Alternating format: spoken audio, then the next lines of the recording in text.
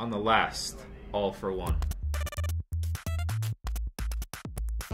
I'm like Will Smith from the Look, I have more points.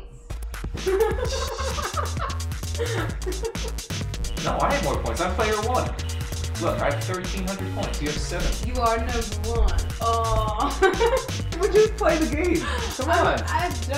I'm waiting. I'm more impressed that you can maneuver the Atari joystick. I actually had an Atari when I was younger. See, there you go. Advantage. That's why. Advantage. Yeah, I know all the little tricks. I know all the little tricks here. When we first met, I said, I'm sorry I don't date athletes. He also said, well, I'm more mental. Like, my game is mental, not as much athletic. And I go, you're still an athlete. It's athletic. Like, you're doing acrobatics trying to save a goal.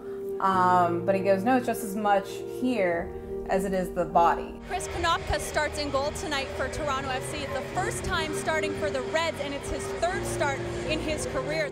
They saw Joe go down in it was in the first half of Orlando, and you could tell something wasn't right. I was at a standstill and a through ball got played and, went from a standstill to a sprint, and as soon as I planted my foot in the ground, I had a partial tear to my plantar fascia. Told at halftime, don't sit still because it'll just tighten up. I was fortunate enough, Joe played the rest of the game in Orlando, and when we got back up from Orlando earlier in the week, that's when I came to realize that the weekend going into Philadelphia is probably going to be my weekend.